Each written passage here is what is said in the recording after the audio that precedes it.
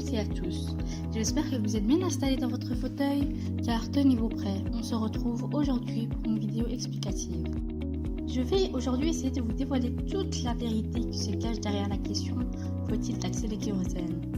En effet, depuis la nuit des temps, l'essence des voitures est taxable. Alors pourquoi le kérosène dégagé par les avions, qui contribue aussi bien à l'aggravement du réchauffement climatique que ces autres transports, n'est-il pas taxé? Pour répondre à cette question, je m'attarderai bien entendu sur la raison de cette exemption de taxe. Mais je vais également faire des liens avec quelques concepts utilisés par de célèbres philosophes, afin que vous compreniez si cette décision s'avère en fin de compte être réellement justifiable. Le kérosène, qu'est-ce que c'est? C'est un carburant utilisé dans l'aviation pour alimenter les turboréacteurs et les turbopropulseurs. Depuis la Convention de 1944, la taxation sur le kérosène est rejetée afin de permettre le développement des activités aériennes. Le kérosène est au cœur des débats politiques qui causent une pollution équivalente à celle d'une voiture et 40 fois plus importante que celle d'un TGV, ainsi que 500 millions d'euros pour les vols intérieurs et 3 milliards pour l'ensemble des vols internationaux sans taxation.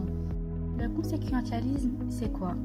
Selon le concept d'éthique conséquentialiste, le kérosène doit être taxé, car il y aura une augmentation des prix à la suite de la taxation, donc les demandes diminueront. La taxation du kérosène vise les compagnies aériennes et les passagers, car les compagnies aériennes doivent augmenter les billets d'avion et les passagers doivent payer plus cher. Celle-ci engendrera des conséquences plus importantes, à savoir un déséquilibre de l'offre et de la demande. Donc, l'offre restera la même, mais la demande diminuera. La taxation du kérosène vise un très grand nombre de personnes, car la plupart des personnes voyagent à travers le monde entier. Un passager d'un avion pollue 2 fois plus qu'une personne qui utilise la voiture. Il faudrait donc taxer le kérosène, car cela a un énorme impact sur le climat. 500 millions de litres de kérosène sont brûlés à l'heure. Nous pouvons juger la morale de l'agent, qui est la taxe sur le kérosène, comme étant un besoin, afin de réduire les risques du réchauffement climatique, de réduire l'impact de la faune et la flore et les risques de maladies. En réponse de l'éthique conséquentialiste sur la question du kérosène, il faudra donc taxer celui-ci selon la règle de bien commun, qui est d'instaurer une taxe pour le kérosène comme les automobilistes. Selon la règle de la conséquence, cela a un impact sur le réchauffement climatique, donc le kérosène doit être taxé. Le marxisme, qu'est-ce que c'est? C'est une doctrine développée par Marx qui prône la lutte des classes. Pour les marxistes, il faudrait taxer le kérosène. Pourquoi?